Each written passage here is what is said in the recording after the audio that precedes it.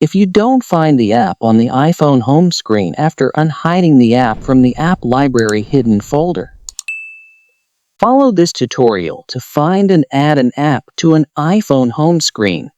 Ensure the app is removed from the hidden album under the hidden folder.